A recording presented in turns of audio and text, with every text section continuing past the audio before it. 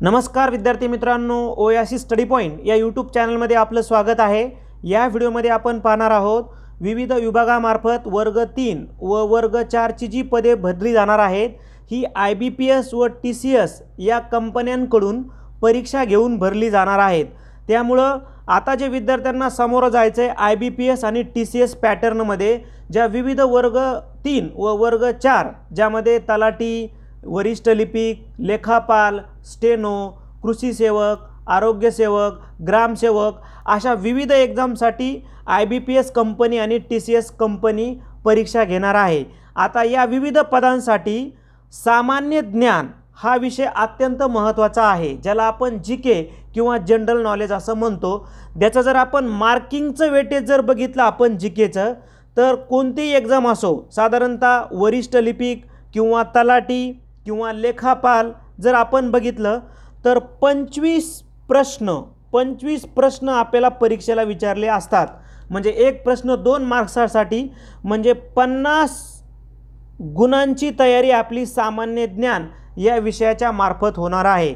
मग आता नेमकं सामान्य ज्ञान या विषयाचा अभ्यास कसा करायचा आहे, पुस्तके कोणती वापरायची आहेत, त्याचबरोबर या अगोदर जे IBPS आणि TCS ने एग्जाम घेतल्यात सरळ सेवेच्या, त्यामध्ये सामान्य ज्ञान या टॉपिकचे प्रश्न कसे आले होते, या प्रश्नांवर सविस्तर चर्चा आपण या व्हिडिओच्या माध्यमातून करणार आहोत। जे विद्यार्थी सरळ सेवेची तयारी करतात, ज्यामध्ये तलाठी, ग्रामसेवक, कृषी सेवक, लेखापाल, आरोग्य सेवक, वनरक्षक अशा सर्व विद्यार्थ्यांनी पूर्ण व्हिडिओ बघा, जेणेकरून तुम्हाला येणाऱ्या एग्जाममध्ये जो काही TCS IBPS पॅटर्न आहे त्यामध्ये निश्चित तुम्हाला सामान्य ज्ञान या विषयाला जास्तीत जास्त मार्क पडतील। सर्वप्रथम बघूया आपण की सामान्य ज्ञान या विषयामध्ये नेमके कोणकोणते उपघटक असतात किंवा कोणकोणते विषय असतात ते आपण समजून घेऊया। बघा, सामान्य ज्ञान म्हणजे थोडक्यामध्ये इतिहास, भूगोल, नागरिकशास्त्र, राज्यशास्त्र, अर्थशास्त्र, विज्ञान, चालू घडामोडी, संगणक, क्रीडा आणि अजून काही जे काही इतर गोष्टी आहेत त्याचा समावेश यामध्ये होतो। आपण जर बघितलं की सामान्य ज्ञान म्हणजे फक्त चालू घडामोडी नाही आहे, तर सामान्य ज्ञान म्हणजे इतिहास आहे। आता सरळ सेवेच्या दृष्टिकोनातून इतिहासाचा अभ्यास काय करायचा, तर जे वरलं नॉलेज आहे, म्हणजे थोडं त्याला आपण बेसिक म्हणूया, बेसिक इतिहास म्हणजे भारताचा प्राचीन कालखंड आपल्याला माहीत पाहिजे। मग तो सिंधू संस्कृतीमधून आपल्याला माहीत पाहिजे वैदिक संस्कृती काय आहे, सिंधू संस्कृती काय आहे, द्रविडी संस्कृती काय आहे, त्याच्यामधले आपल्याला डिटेलमध्ये जरी नाही तरी बेसिक जसं वैदिक संस्कृती कोणी डेव्हलप केली किंवा एकूण वेद किती आहेत, या टाईपचे क्वेश्चन्स तरी आपल्याला किमान माहीत पाहिजे। त्यानंतर मध्ययुगीन कालखंडसुद्धा आपल्याला माहीत पाहिजे भारताच्या इतिहासामधला। मग त्यामध्ये मराठा हिस्ट्री असेल किंवा सुलतानशाहीचा काळ असेल किंवा मुघल कालखंड, विजयनगरचं साम्राज्य, बहामनी साम्राज्य, तर आधुनिक भारतसुद्धा आपल्याला बेसिक गोष्टी माहीत पाहिजे। म्हणजे इतिहास आपल्याला डिटेलमध्ये न करता बेसिक सर्वच इतिहास आपल्याला माहीत पाहिजे। मग विद्यार्थ्यासमोर प्रश्न उभा राहतो की सर नेमका किती इतिहास करायचा आणि कोणता करायचा। आपण जे वर्ग 5वी ते 10वी पर्यंत सर्व विषयाचा अभ्यास केला, म्हणजे वर्ग 5वी ते 10वी पर्यंतचे जर तुम्ही विषयाला रिव्हिजन दिलं, इतिहासाचं पुस्तक वर्ग 5वी ते 10वी, विज्ञानचं पुस्तक किंवा राज्यशास्त्र, त्यानंतर अर्थशास्त्र, नागरिकशास्त्र, तरीही आपलं GK हा जो विषय आहे तो कव्हर होऊन जाणार आहे। आता भूगोलाचं काय करायचं बघा, महाराष्ट्राचा भूगोल आपल्याला पाहून जायचं आहे। म्हणजे महाराष्ट्रामध्ये प्रशासकीय विभागापासून तर महाराष्ट्रातले जिल्हे, त्यांचे विशेष, महाराष्ट्रातल्या नद्या, महाराष्ट्राचं बेसिक करायचं आपल्याला, उद्योगधंदे वगैरे। त्यानंतर तोच टाईप आपल्याला भारताचा पण करायचा आहे, भारतातील राज्य आणि त्यांचे विशेष, राजधान्या, भारतातील प्रमुख नद्या, प्रकल्प वगैरे यावर आपल्याला प्रश्न कॉन्सन्ट्रेट केलेले असतात। त्यानंतर जगाचा भूगोल काय करणार आपण, महत्त्वाचे जे काही 7 खंड आहेत, जगातले जे काही महत्त्वाचे पर्वत आहेत, जगातले महत्त्वाचे वाळवंट जे विशेष आहेत, जी म्हणजे आपल्याला बेसिक माहीत पाहिजे का। जसं की जगातला सर्वात उंच पर्वत कोणता, तर जगातला सर्वात उंच पर्वत म्हटलं की आपल्याला माहिती आहे की हिमालय पर्वत आहे। जगातला सर्वात लांब पर्वत म्हणलं की आपल्याला माहिती आहे की अँडीज पर्वत आहे। तसंच नद्या, पर्वत, वाळवंट हे आपल्याला डिटेलमध्ये करून जाणं गरजेचं आहे। म्हणजे जगाचा जे काही जगामधले प्रमुख राष्ट्र आहेत, ते राष्ट्र कोणत्या खंडामध्ये आहेत, त्यानंतर नद्या, त्यानंतर अजून काय जगाचं करणार, देश आणि राजधान्या. देश आणि राजधान्यासुद्धा आपल्याला बेसिक किमान ज्या प्रमुख 50 राष्ट्र आहेत हे तरी आपल्याला देश आणि त्यांच्या राजधान्या माहीत पाहिजेत. त्यानंतर नागरिकशास्त्रामधलं जे काही बेसिक कन्सेप्ट आहेत म्हणजे ग्रामपंचायत, ग्रामपंचायतीची कार्य, सरपंच, उपसरपंच, ग्रामसेवक, तिथपासनं तर पंचायत समिती, त्यानंतर जिल्हा परिषद, त्यानंतर कटक मंडळे, नगरपंचायत, नगरपालिका, महानगरपालिका याबद्दलचं आपल्याला बेसिक नॉलेज माहीत पाहिजे. त्यानंतर विधानसभा, विधान परिषद, राज्यसभा, लोकसभा, त्यानंतर राज्यपाल, मुख्यमंत्री बेसिक आपल्याला माहीत पाहिजे. पंतप्रधान, राष्ट्रपती, भारताचं न्यायव्यवस्था काय आहे या संदर्भानं. आणि जे आपल्या भारताच्या राज्यघटनेचा प्राथमिक अभ्यास आहे म्हणजे मूलभूत कर्तव्ये आणि म्हणजे महत्त्वाचे जे काही 30 ते 35 कलम आहेत, 30 ते 35 कलम जे महत्त्वाचे आहेत ते आपण पाठ करणं गरजेचं आहे. त्यानंतर नेक्स्ट बघा, अर्थशास्त्र म्हणजे प्राथमिक माहिती घ्या अर्थशास्त्राची. त्यानंतर ज्या अर्थशास्त्रामधल्या पंचवार्षिक योजना आहेत आणि बँकिंग आहे, बँकिंग, पंचवार्षिक योजना आणि बँकिंग जे प्रकरण आहे हे जरी तुम्ही व्यवस्थित केलं तरी एक किंवा 2 प्रश्न आपल्याला जी केच्या मार्फत ते विचारतात. अलीकडं जर आपण TCS आणि IBPS पॅटर्नचे जर प्रश्न पाहिले तर अर्थसंकल्पावर करंटचे प्रश्न अर्थशास्त्रामधून आपल्याला विचारलेले असतात. त्याच्यानंतर सामान्य विज्ञान काय करणार, सामान्य विज्ञानमधलं तुम्ही वर्ग 5वी ते 10वीचे विज्ञानचे पुस्तक रीड करा. त्याच्यामधलं जे बेसिक आहे आरोग्यशास्त्र, त्यानंतर जीवशास्त्र, रसायनशास्त्र आणि भौतिकशास्त्र. आता आरोग्यशास्त्र म्हणजे मानवी आरोग्य, मूळ पोषण तत्वे, मग मानवाचं पोषण होण्यासाठी कोणकोणती खनिजे, कोणकोणती मूलद्रव्ये अत्यावश्यक आहेत, जीवनसत्वे कोणकोणती आहेत, अभावामुळे आधिक्यामुळे होणारे रोग कोणते आहेत, जीवाणू विषाणूमुळे होणारे रोग कोणकोणते, त्याच्यावर लस कोणत्या आहेत उपयुक्त वगैरे वगैरे. आणि ज्या मानवी संस्था आहेत म्हणजे रक्ताभिसरण संस्था, त्याच्यानंतर स्नायू संस्था, त्यानंतर विविध ज्या प्रकार चेतासंस्था आहे, या विविध संस्था आपल्याला ज्या काही 9 प्रमुख संस्था आहेत मानवाच्या त्याच्यातलं बेसिक आपल्याला विचारलेलं असतं. ठीक आहे. त्याच्यानंतर जीवशास्त्रामध्ये प्राण्यांचं वर्गीकरण, सरपटणारे जलचर कोणते आहेत, जे सायंटिफिक क्लासिफिकेशन आहे प्राण्यांचं ते सुद्धा आपल्याला करून जाणं गरजेचं आहे. रसायनशास्त्रामध्ये किमान आपल्याला जी काही मूलद्रव्य, त्यानंतर संयुगे, मिश्रणे, 2-4 संयुगे माहीत पाहिजेत, त्यांचे व्यावहारिक नावं काय आहेत, जसं खाण्याचा सोडा, धुण्याचा सोडा. त्याच्यानंतर ज्या काही मूलद्रव्ये आहेत त्यांच्या आपल्याला संज्ञा माहीत पाहिजेत. त्यानंतर भौतिकशास्त्रामधलं बेसिक आपल्याला नॉलेज माहीत पाहिजे. गतिज ऊर्जा, स्थितीज ऊर्जा काय आहे, गतिज ऊर्जा काय आहे, दाब काय आहे, त्याच्यानंतर विद्युतधारा त्याची एककं कोणती आहेत, रोधाचं एकक कोणतं आहे, ओहम काय आहे, याचं बेसिक नॉलेज आपल्याला गरजेचं आहे. त्यानंतर अजून एक सामान्य ज्ञान या विषयामधला महत्त्वाचा घटक आहे चालू घडामोडी. आता चालू घडामोडी पण आंतरराष्ट्रीय, राष्ट्रीय आणि प्रादेशिक लेवलच्या आपल्याला म्हणजे महाराष्ट्रातल्या पण काही महत्त्वाच्या, मग सरकारच्या योजना असतील, महाराष्ट्रातल्या शासनाचे काही निर्णय असतील, ठीक आहे, तो संदर्भ देशाचा आणि जगाचा सुद्धा आपल्याला घ्यावा लागणार आहे. त्याचबरोबर जे घटक समजा ह्या विषयात अंतर्भूत नाहीत ते कोणकोणते घटक आहेत बघा, जसं क्रीडा, मग एखादे ग्राउंड कुठं आहे, एखादा समजा उदाहरणार्थ ईडन गार्डन हे मैदान कोणत्या जिल्ह्यामध्ये आहे किंवा कोणत्या शहरामध्ये आहे, इथपासून ते स्पर्धा कोणत्या ऑर्गनाईज केल्या जातात, किती वर्षांना ऑर्गनाईज केल्या जातात, विविध खेळ आणि खेळाडू महाराष्ट्रातले, भारतातले आणि जगातले, कोणत्या खेळाशी संबंधित खेळाडू, असे प्रश्न तुम्हाला ऑनलाईनला विचारलेले आहेत. त्यानंतर संगणकाची बेसिक नॉलेज म्हणजे ज्यांचं MSCIT झाले त्यांनी परत एकदा MSCITचं बुक वाचून जा. इनपुट डिव्हाइस, आउटपुट डिव्हाइस कोणकोणते आहेत, रॅम, संगणकाच्या संदर्भानं जे काही शॉर्ट फॉर्म, लॉंग फॉर्म आहेत ते पण आपण पाठ करून जाणं गरजेचं आहे. त्यानंतर पुरस्कार, जे विविध पुरस्कार आहेत म्हणजे आंतरराष्ट्रीय पुरस्कार एकदा करून जा, जसं नोबेल पारितोषिक आहे किंवा मॅन बुकर पुरस्कार आहे, ठीक आहे, किंवा अजून ज्या काही सौंदर्य स्पर्धा होत्यात त्या सौंदर्य स्पर्धा विविध कोणकोणत्या आहेत, नॅशनल लेवलच्या, इंटरनॅशनल लेवलच्या. म्हणजे आपल्याला पुरस्कार पण महाराष्ट्रातले, भारतातले आणि जगातले असे करून जाणं गरजेचं आहे. त्यानंतर पर्यावरणाचा एक विशेष अभ्यास करून जा. जैवविविधता नावाचं जे प्रकरण आहे ते व्यवस्थित वाचून जा. राजकारणामधल्या बेसिक गोष्टी, नवीन राजकीय पक्ष कोणकोणते आले, तर जसं की आता नवीन राजकीय पक्षांना मान्यता मिळाली, राष्ट्रीय दर्जाचा पक्ष आम आदमी पक्षाला मिळाला. कोणत्या पक्षांचा काढून घेतला, आता एकूण किती राष्ट्रीय पक्ष आहेत, त्यांचे सिम्बॉल कोणते, त्यांचे अध्यक्ष कोण आहे, त्यांचे संस्थापक कोण आहे, हे सुद्धा आपल्याला बेसिक करून जावं लागणार आहे. त्यानंतर सरकारी योजना, सोशल मीडिया म्हणजे फेसबुकचे जनक, ट्विटरचे जनक. जसं आता ट्विटर ॲलन मास्कनं खरेदी केलं, मग या अगोदर संस्थापक कोण होता ट्विटरचा, आता मालक कोण आहे. असे ज्या काही विविध सोशल मीडिया आहेत, ॲमेझॉन आहे, त्यानंतर फ्लिपकार्ट आहे, त्यानंतर ज्या काही तुम्हाला दिसतात सोशल मीडियाज, इंस्टाग्राम आहे, त्यांचे तुम्हाला जनक विचारल्या जाण्याची शक्यता असते. विविध ॲप्स आहेत, वेबसाईट आहेत, पोर्टल आहेत सरकारनं वेळोवेळी सुरू केलेले. आणि कोरोना विषाणूवर एखादा प्रश्न आपल्याला विचारला जाऊ शकतो. आता बघा, IBPS पॅटर्न ज्या काही या अगोदर पुणे महानगरपालिकेची परीक्षा झाली किंवा शिक्षक भरती झाली IBPS पॅटर्न, आणि अजून विविध विभागातल्या सरळ सेवेच्या परीक्षा झालेल्या आहेत. बँकिंगच्या परीक्षा IBPS घेते.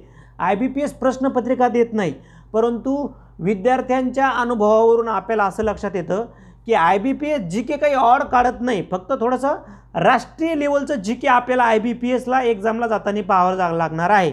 म्हणजे भारताचा इतिहास, भारताचा आणि जगाचा भूगोल, भारताचा आणि जगाचा इतिहास एकदम बेसिक. म्हणजे first world war, second world war, रशियाचा कोण आहे, मॉस्को कोण, ठीक आहे. म्हणजे हे जे काही आहेत मोठमोठाले इतिहासामधले जे 10वीचा आणि 9वीचा जो इतिहास आहे तो जरी आपण बेसिक करून गेलो तरी IBPS होतं. TCS प्रश्नपत्रिका देते. TCSचे प्रश्न जर आपण बघितले GKला आलेले या अगोदरच्या एक्झाममध्ये, तर वाकाटक घराण्यावर प्रश्न आला आहे. त्याच्यानंतर चालू घडामोडीवर बघा प्रश्न कसे विचारतात. दहीहंडीला महाराष्ट्रातील क्रीडा प्रकल्पाअंतर्गत मान्यता दिली जाईल. गोविंदांना जे आत्ता काही सरकारनं नवीन अध्यादेश काढला होता त्याबद्दल आपल्याला परीक्षेला प्रश्न विचारलेला आहे. हे जे प्रश्न आहेत हे आत्ता ITIच्या ज्या एक्झाम झाल्यात, म्हाडा, त्याच्यानंतर PWD, TCS कंपनीनं घेतलेल्या आहे, त्यामधील आपण प्रश्न यासाठी घेतले की आपल्याला किमान कळून जावं की जास्त वेगळ्या पद्धतीनं नाही, तुमचं जे अभ्यास झालेला आहे जनरल नॉलेजचा GKचा तोच अभ्यास आपल्याला वेगळ्या पद्धतीनं थोड्याशा रिवाईज करायचा आहे.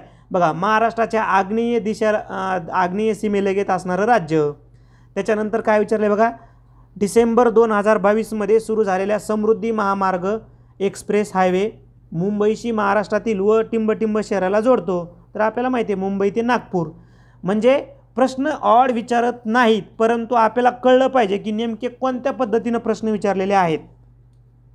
त्यानंतर बघा, भारताच्या नैऋत्य पट्ट्यातील आदिवासी गटांच्या सहभागाची साक्ष म्हणजे महाराष्ट्रातील धुळे जिल्ह्यातील 1857चा उठाव या बंडाचे नेतृत्व कोणी केले होते. म्हणजे इतिहासावर आधारित प्रश्न कसा विचारला आहे बघून घ्या.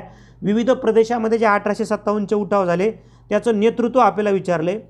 त्यानंतर महाराष्ट्रातील ताडोबाच्या जंगलात कोणत्या प्रकारच्या वनस्पती आहेत, म्हणजे भूगोलावर या पद्धतीचा प्रश्न विचारला आहे. कोणते दशक महाराष्ट्रात साक्षरता दशक म्हणून घोषित करण्यात आलेले आहे. ठीक आहे. त्यानंतर खालीलपैकी कोणते विधान योग्य आहे, खालीलपैकी कोणते विधान योग्य आहे, म्हणजे महाराष्ट्रातले जिल्हे आणि महसूल विभाग यावर आधारित प्रश्न आपल्याला विचारलेला आहे. हा TCSच्या परीक्षा ज्या झाल्यात त्याचा आपण आढावा घेत आहोत. नेमकं कळावं की GKचे प्रश्न आपल्याला एक्झामला कसे विचारतात. त्यानंतर जुलै 2022मध्ये महाराष्ट्राचे नवे विधानसभा अध्यक्ष म्हणून कुणाची निवड करण्यात आलेली आहे. म्हणजे या अगोदरही ज्या पारंपरिक पद्धतीने एक्झाम होत्या त्याच पद्धतीचे प्रश्न विचारलेले आहेत. थोडेसे ऑड क्वेश्चन आल्यावर आपण त्याबद्दल नक्कीच बोलणार आहोत. त्यानंतर बघा, महाराष्ट्राच्या विधान परिषदेबाबत खालीलपैकी कोणते विधान योग्य नाही, विधान परिषदेबाबत योग्य नाही. त्यानंतर स्वतंत्र भारताचे पहिले भारतीय गव्हर्नर जनरल कोण होते, पारंपरिक प्रश्न आहे हा पण. त्यानंतर लोसर हे खालीलपैकी कोणत्या नवीन वर्ष साजरे केले जाते, कुठे नवीन वर्ष साजरे केले जाते, तर तिबेटियन बौद्ध हे लोसर नावाचा उत्सव साजरा करतात. त्यानंतर खालीलपैकी कोणते गिरिस्थान, ज्याला हिल स्टेशन थंड हवेचं ठिकाण म्हणतो आपण, महाराष्ट्रात नाही म्हटलं आहे, तर ते किन्नौर नाही आहे. म्हणजे थंड हवेच्या ठिकाणावर प्रश्न आलेला आहे. त्यानंतर केंद्रीय अर्थसंकल्प 2021-22 नुसार गेल्या आर्थिक वर्षात भारताने कोणत्या प्रकारच्या आर्थिक सुधारणा नोंदविल्या आहेत, तर V आकार प्रकारच्या. आता हे थोडासा किचकट प्रश्न आहे बघा. तुम्ही जर ऑनलाईन परीक्षा जर बघितली तर एक 3 ते 4 GKमध्ये 3 ते 4 प्रश्न हे थोडेसे वेगळ्या पॅटर्नचे विचारलेले असतात. बाकी पूर्णच्या पूर्ण प्रश्न हे पारंपरिक पद्धतीनंच विचारलेले आहेत. खालीलपैकी कोण पंचायत राज पद्धतीचा निर्वाचित सदस्य नाही? ठीक आहे, तर तो निवडून आलेला नसतो, गट विकास अधिकारी आपल्याला माहिती आहे. त्यानंतर खालीलपैकी कोणती जमात महाराष्ट्रात आढळते? महादेव कोळी कातकरी वरीलपैकी दोन्ही, म्हणजे हे आदिवासी समाजावर आलेला प्रश्न आहे. त्यानंतर AG हे टिंबटिंबचे प्रतीक आहे, थोडक्यामध्ये संज्ञा आहे, ते मराठी ट्रान्सलेट होताना संज्ञाच विचारली आहे डायरेक्ट. AG कशाची संज्ञा आहे? तर चांदीची. म्हणजे विज्ञानावरले प्रश्न पण जास्त काही ऑड नाही आहेत.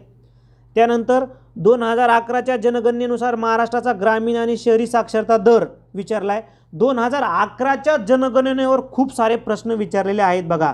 तुम्ही IBPS पॅटर्न घ्या किंवा तुम्ही TCS पॅटर्न घ्या, GKचे प्रश्न म्हणजे साक्षरता असेल, घनता असेल, लिंग गुणोत्तर असेल. म्हणून 2011ची जी लोकसंख्या आहे ही एकदा आपल्याला परत करून जाणं गरजेचं आहे.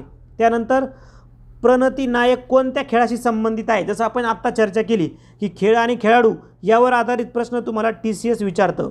त्यानंतर खालीलपैकी कोण भारतातील मायक्रो फायनान्स संस्थांचे नियामक आहे? तर RBI. बँकिंगवर आधारित प्रश्न विचारला आहे अर्थशास्त्रातून. खालीलपैकी कोण मराठी पुस्तक छावाचे लेखक कोण आहेत? असा सरळ प्रश्न विचारलेला आहे, छावाचे लेखक. त्यानंतर सोडियम हायड्रॉक्साईड नावाने ओळखले जाते, तर त्याला कास्टिक सोडा असं म्हटलं जातं. बघा, पारंपरिक पद्धतीचा प्रश्न आहे. चपटेक्रमी म्हणून कोणाला ओळखतात? तर पथकृमी प्लॅटीहेल्मिन्थिस. पारंपरिक प्रश्न आहे हा पण. जयंत नारळीकर यांना महाराष्ट्र भूषण पुरस्कार मिळाला आहे, ते कोणत्या क्षेत्राशी संबंधित आहे? विज्ञान संशोधक आहेत ते, आपल्याला सर्वांना माहिती आहे. त्यानंतर बघा, हे आपण काय केलं, ठळक प्रश्न, तुम्हाला भीती नाही वाटावी IBPS TCSची. आता IBPSचे पण विद्यार्थ्यांसोबत ज्यावेळेस संवाद केला त्यावेळेस विद्यार्थ्यांनी सांगितले की पारंपरिक पद्धतीचे प्रश्न विचारतात, ऑड प्रश्न जास्त IBPSसुद्धा GKचे विचारत नाही. तरी पण नॅशनल इंटरनॅशनल लेवलचं जे काही हिस्ट्री जिओग्राफी आहे आणि करंट आहेत, करंट ते पण आपण करून जायचे, पण एकदम क्रीम लेवलचे प्रश्न आपण करून जाणं गरजेचं आहे. जास्त किचकट प्रश्न आपल्याला IBPS विचारत नाहीत. आता पुस्तकं कोणती वाचायची आहेत बघा. ज्या विद्यार्थ्याकडं वेळ आहे, जे करू शकतात, ठीक आहे, अशा विद्यार्थ्यांनी निश्चित 5वी ते 10वीपर्यंतची जी क्रमिक पुस्तकं आहेत, इतिहास, भूगोल, नागरिकशास्त्र, सामान्य विज्ञान आणि अर्थशास्त्र, किमान याच्यामधलं इतिहास, भूगोल आणि विज्ञान तरी हे 3 बुक्स वाचा, रीड करा, एकदा शॉर्ट नोट्स काढा, तुमचं GK पॅक होऊन जाईल. आलं लक्षामध्ये? GK तुमचं अगदी क्लिअर होऊन जाईल. आणि ज्यांना समजा डायरेक्टच बुक्स पाहायचं आहे त्यांनी जनरल नॉलेज खरेदी करा. के सागर पब्लिकेशनचं बुक्स आहे, खूप कमी चुका असतात आणि न्यू एडिशन पण त्यांचं दरवेळेस निघतं. त्यामुळं जे काही नवीन बुक्स आहे के सागर पब्लिकेशनचं ते तुम्ही घ्या. ज्या विद्यार्थ्यांना इंग्लिश आणि हिंदी पाहिजे अशांनी लुसेंटचं बुक घ्या, सामान्य ज्ञानचं, किंवा सूरज शेख सरांचं किंवा विद्याभारती प्रकाशनचं सुद्धा तुम्हाला बुक यूज करता येईल. करंट तुम्ही दररोजचा पेपर जरी वाचला, लोकसत्ता आणि महाराष्ट्र टाईम, तरी आपलं करंट 3 ते 4 क्वेश्चनची तयारी चांगल्या पद्धतीनं होऊन जाईल. मला वाटतं चालू घडामोडीसाठी देवा जाधवर सर किंवा राजेश भराटे सरांचं तुम्ही बुक यूज करू शकता. जे विद्यार्थी अशा सरळ सेवेची एक्झामची तयारी करतात असे विद्यार्थी आमच्यासोबत व्हॉट्सअपद्वारे कनेक्ट होऊ शकतात. तुम्ही 8805 21 72 21 या नंबरवर तुमचं नाव, बघा तुम्हाला काय काय करायचं आहे, तुमचं नाव करायचं आहे व्हॉट्सअप, तुमचे नाव, त्यानंतर तुमच्या जिल्ह्याचे नाव आणि कोणत्या परीक्षेची तयारी करता, जसं तलाठी किंवा लिपिक किंवा ग्रामसेवक, तर आम्ही तुमचे नंबर सेव्ह करू शकतो, जेणेकरून तुम्हाला त्या संदर्भानं आम्हाला जर काही मटेरियल्स मिळालं, ओल्ड क्वेश्चन पेपर मिळाले, आपण सराव पेपर पण घेत असतो, ते सुद्धा तुम्हाला त्याची जे काही तयार झाल्याच्या नंतर आम्ही व्हॉट्सअपद्वारे कळवू. त्याचबरोबर आपलं जे टेलिग्राम चॅनल आहे OASIS study point, direct search करा OASIS स्टडी पॉईंट, तिथंसुद्धा आम्ही दररोज 4 ते 5 पोल क्वेश्चन्स आणि जे महत्त्वाचं जे काही विविध सब्जेक्टचं नॉलेज आहे ते प्रोव्हाइड करत असतो, जेणेकरून तुम्हाला तिथं येणाऱ्या एक्झामसाठी ते उपयुक्त ठरेल. मला वाटतं हा व्हिडिओ जो काही येणाऱ्या IBPS आणि TCSची जी काही तुमची पॅटर्न जी तुम्ही तयारी करणार आहेत ती भीती तुमच्या मनातून निश्चित कमी झालेली असेल. या पद्धतीनं अभ्यास करून बघा, निश्चित तुम्हाला त्याचा फायदा होईल व आपल्या सर्व मित्रांनाही हा व्हिडिओ शेअर करा जेणेकरून त्यांनाही त्याचा निश्चित फायदा होईल. धन्यवाद.